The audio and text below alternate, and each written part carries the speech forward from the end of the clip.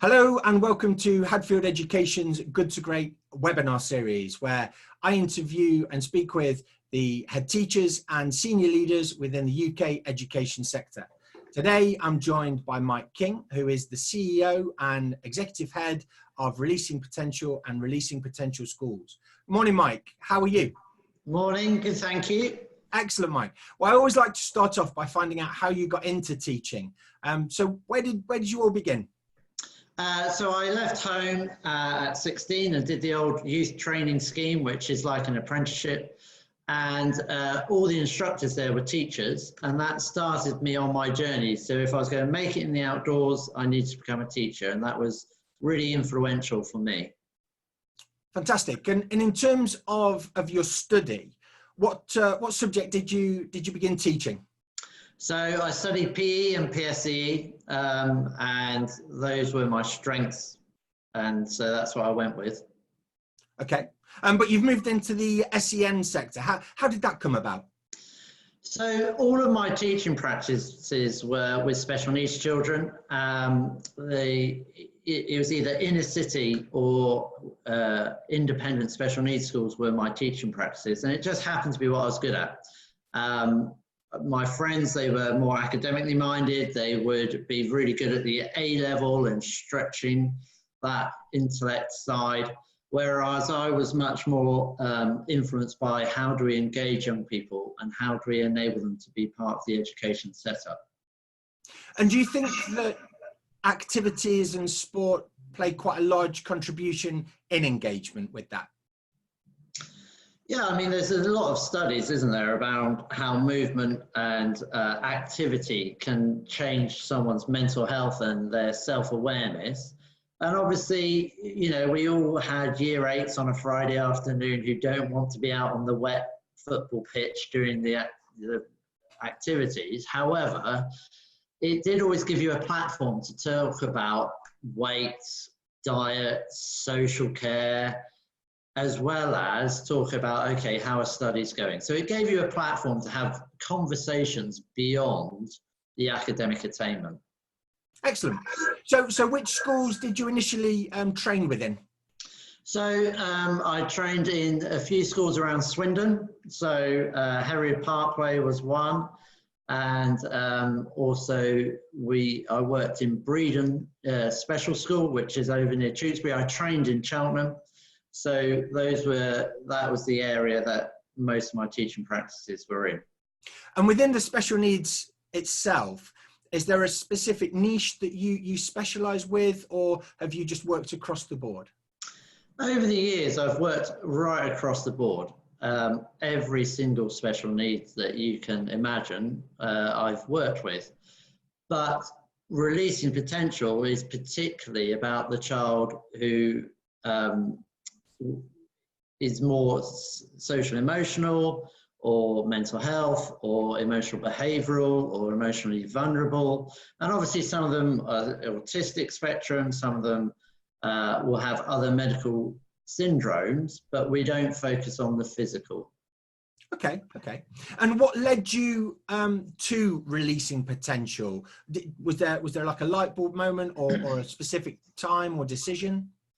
Yeah, so I was teaching in Chichester College, which is down where I live, and I go to church. I have a faith with that, and actually, in the culture that I was living in at the time with friends and family, there was a real sense of calling to have a social purpose, not just a career.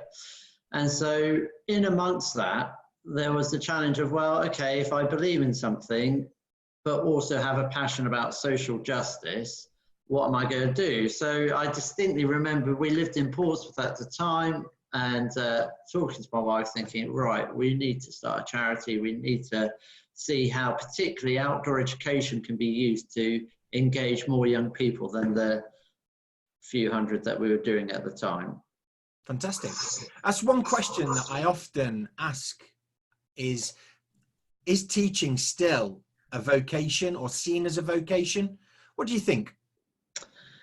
Well, that is really interesting. So one of my other roles, voluntary, is I'm the chair of the Institute for Outdoor Learning. And recently I was in Ireland at the European Outdoor Education Conference. And one of the things that academics there talked about quite a lot is how training now is very specific to creating technicians of education and not educators. Yeah. And I think that's not the individual's fault. I think that is probably the quickest and most expedient way to get someone from zero to hero in education terms. But I think we do lose out on putting people in the variety of teaching environments that enables them to become educators. So I did the old 4-year BEd. Yeah. And that meant that I was in up to 5 different schools over a 4-year period, as well as my holiday periods, spending time doing activities. So by the time I came out, I was an educationalist and a technician second.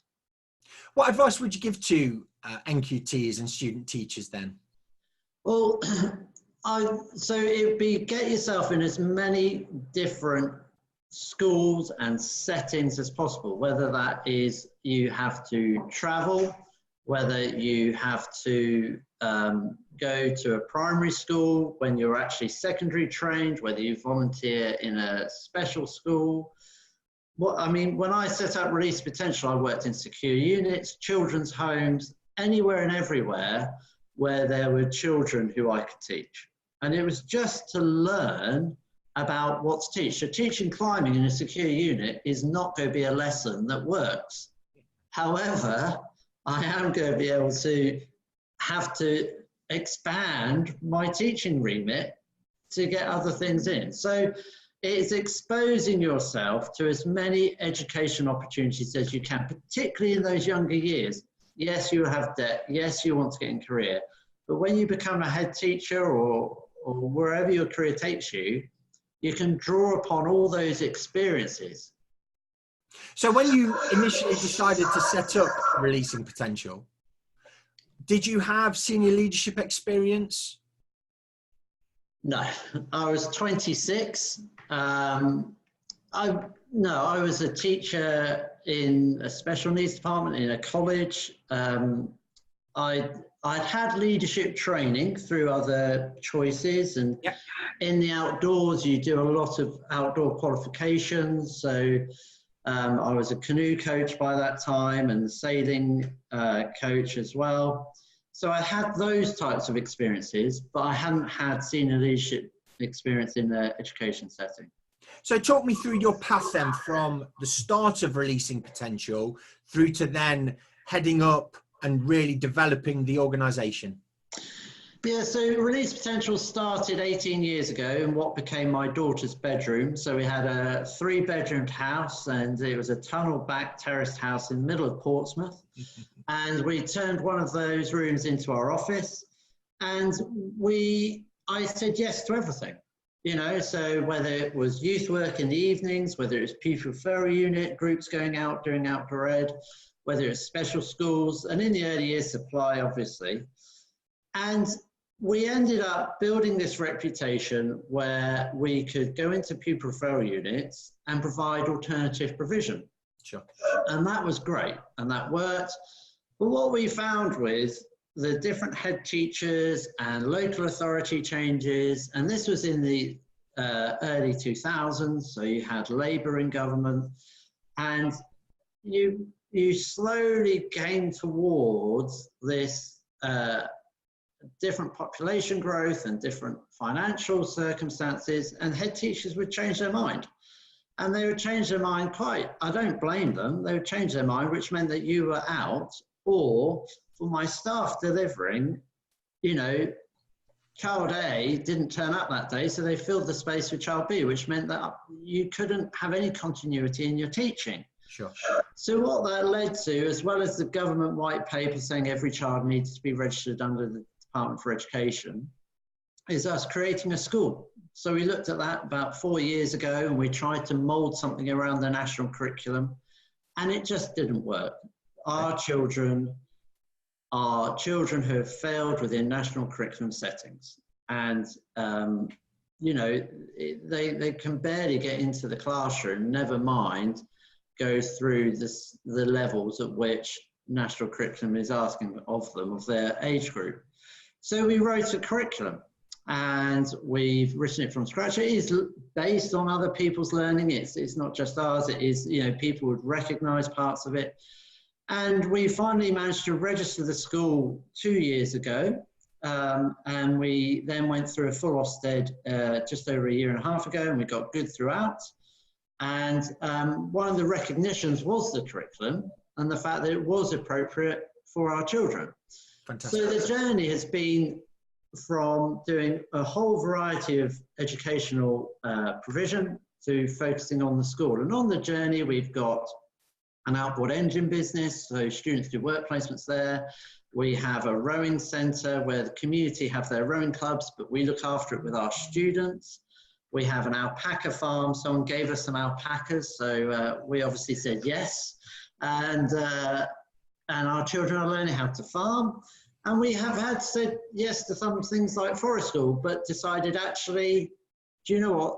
We're a school. We're a special needs school, and that's what we're about. We're not about the whole population and meeting their needs. So we've actually closed that down and brought the forest school into our own curriculum and delivering within our own setting, because that's our reality, special needs and those children who don't fit into other settings. Brilliant. It actually sounds like you cater for the actual individual, which is fantastic. In terms of the size of school, so how many children do you have on roll now? So we're registered for 50. And at the beginning of the year, we always come down. Our actual ideal number is 34, and we're at 24 now. And what will happen as the year goes on, and the reason why we're 34 is our ideal, is just purely the amount of space we have. Yeah. So we've never borrowed any money. Everything's come from scratch.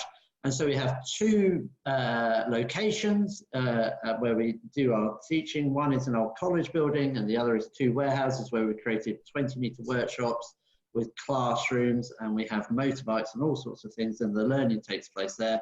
So our facilities really are ideal for 34 children on and off site.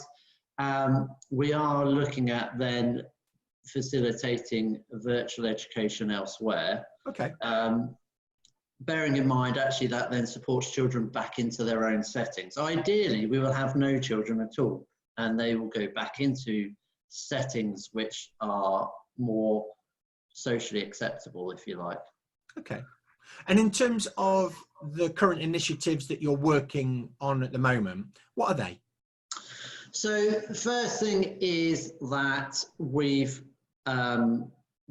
bringing the school to the centre of the charity, making that at the heart of what we do. And the enterprise businesses are developing so that all of our children have a place to be in work and learn about work. As we know, special needs children don't all fit into the normal place of work, and we can, you know, so rather than have that difficulty, we've created those. And then we also have an academic institute. And the academic institute is teaching our staff, but also other people, around the management of challenging behaviour. And the program that we use is for all of our staff, they do a level 3, like the MVQ level 3. And it's based on Glasser and choice theory, and it has a bit of NLP in it, and it has other teaching elements to it. And the idea being is that children are able to make a choice regardless. So this requires us to not do any restraint on our children, which might end up with a broken window or a broken door. But that's the risk we take. It's a massive risk, but we all have a common language by being trained in our management challenging behaviour. So that's now developed from an online course of CPD, which British Cycling and the Institute for Outdoor Learning recognise. Brilliant. We also have a level 2 online, and then we have a level 3, a level 4, and a level 5. So we go up to degree level. And in our area here, actually this Friday, we will be teaching all of the primary schools in the locality on this methodology. and we're going to be taking them through a course. So we're basing our teaching on the management of challenging behaviour on our practical application. So we have 3 things that we want to focus on. We want to be able to provide quality alternative education. We want to resource other people providing alternative education. And we want to stand in the gap between the marginalised and society. So that could be as simple as our children are in an outboard engine business and they learn how to do customer service. Yeah. Could be as simple as that. Or we could be a voice in very difficult circumstances. So those are our 3 objectives. Excellent. Excellent. And what are the bigger term pictures? What are you looking to progress onto in the next sort of 3-5 years? Yeah, okay, so we have a 3-year plan at the moment. This year is about really cementing what we've established and developing it within our own restraints. Next year is our Ofsted year, which is always good fun, but you know, that does focus the mind, and so it's establishing everything around showing Ofsted just what we can achieve with these children. And then the year after, we're going to be looking at planting new schools, not miles away. They will be connected within 40 minutes of where we are now, so they can still visit the alpaca farm, they can still go to the rowing. So it's to do that, but then it's also to provide more resources in the challenging, in the management of challenging behaviour, so that people within their own settings can do things. So I'm not interested in having a worldwide web, as it were, of schools, but I am interested in resourcing people within the context of where they are and sharing what we've learned, sharing the mistakes, sharing the triumphs, sharing the tears, you know, just being able to say, this is our reality and this is what we've learned, so that people can hopefully learn themselves what works and doesn't work within their context. So what have been your biggest wins? Becoming a school, that was a really triumphant moment. Obviously, yeah, just this. We're quite a humble organisation, and so the idea of becoming executive heads and things like that, that's not our driving force. But to be able to have a place where our children can be in a recognised establishment, that was a really big win. I think having the confidence of local authorities in what we do, that is something else. You know, our reputation in Hampshire and West Sussex is high. Brilliant.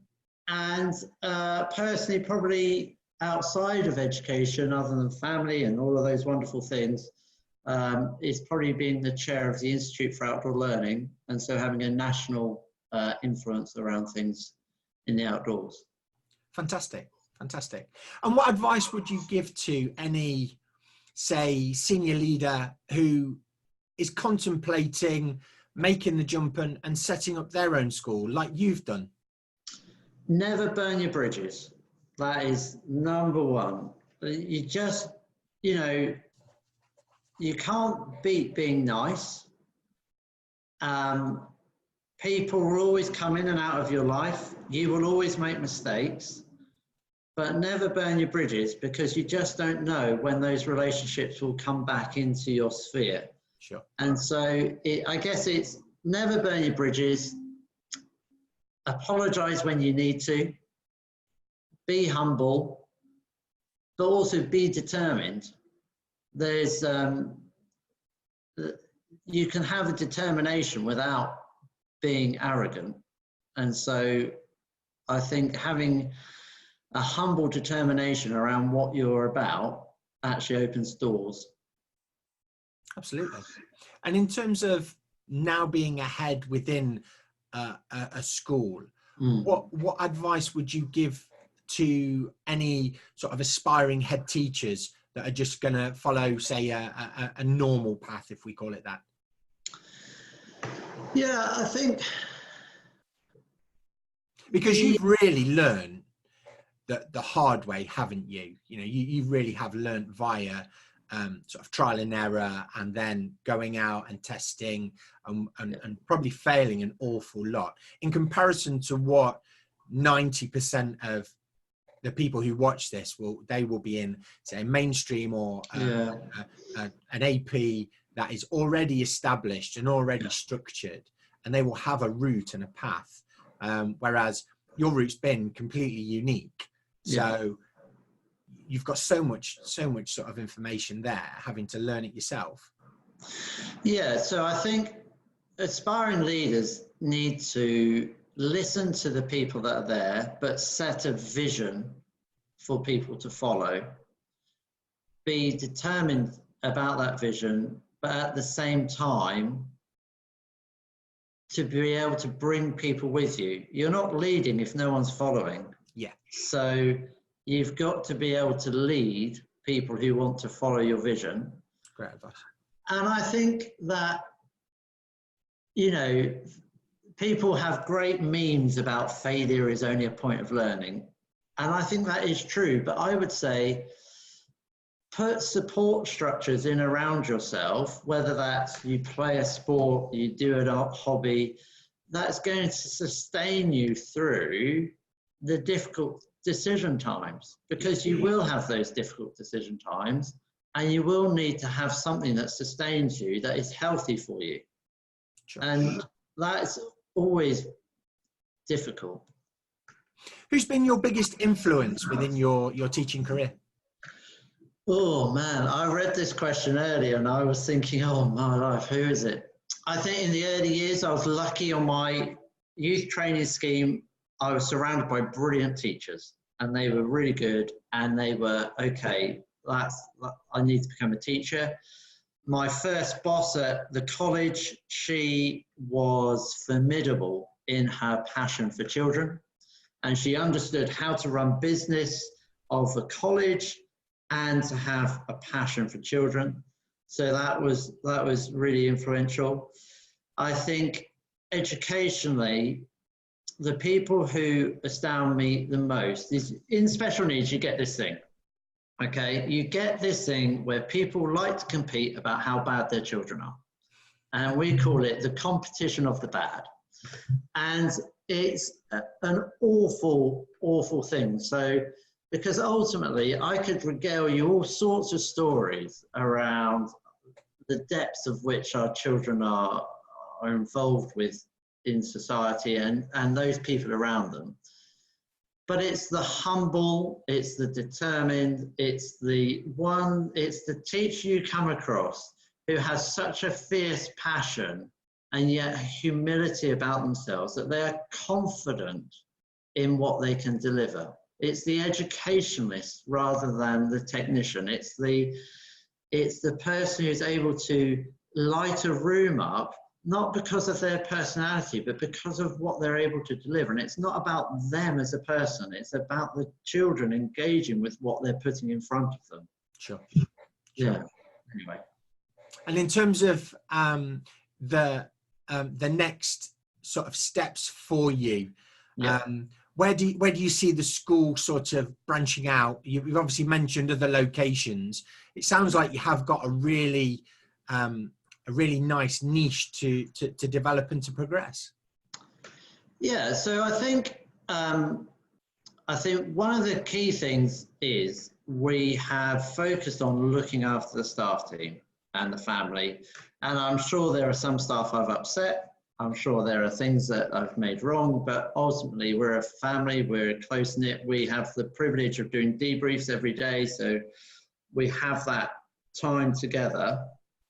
And so one of the key things for us is not to overexpand, because otherwise we're going to lose the closeness which we require for our children to engage. So yes, we will expand in West Sussex and Hampshire. I think for us from there then is to develop our institute.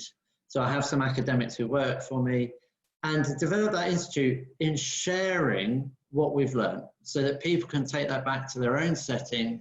They can be able to deliver what we deliver, but within their own context.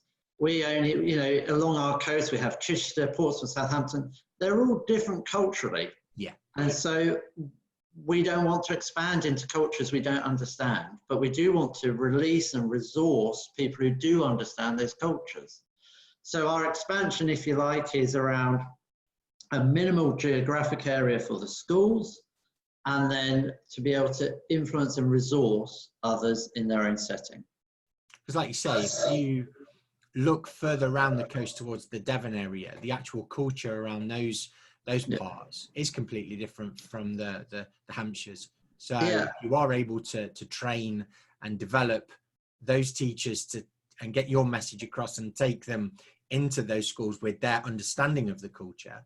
Sounds like a brilliant strategy. Yeah, I mean, I've come from Devon, actually, interestingly, and I think you're right. It is so very different. The Southeast is so fast. And I understand there's the arrogance of the Southeast as well. So actually, we need to be humble in what we do, because just because you're in the Northeast doesn't mean that actually there aren't lessons to learn, etc. Absolutely, absolutely. So in terms of your work, what's your favourite application within work? What do you use?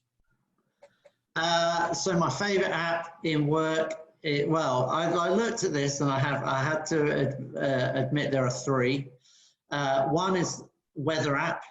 Okay. Two is tides. So we're quite tidal here. So it's looking at the tides if we're on the water in the summer. And then three is WhatsApp. So at 7:30, 7 o'clock, generally there is a WhatsApp message saying this staff member has got this. And so it's WhatsApp, which is one of our key elements to what we use to communicate amongst the leadership team. Excellent, excellent. And within your actual teaching, what book are you reading at the moment? I've just finished a run-of-the-mill detective. I'm actually just about to read a biography of a business person. So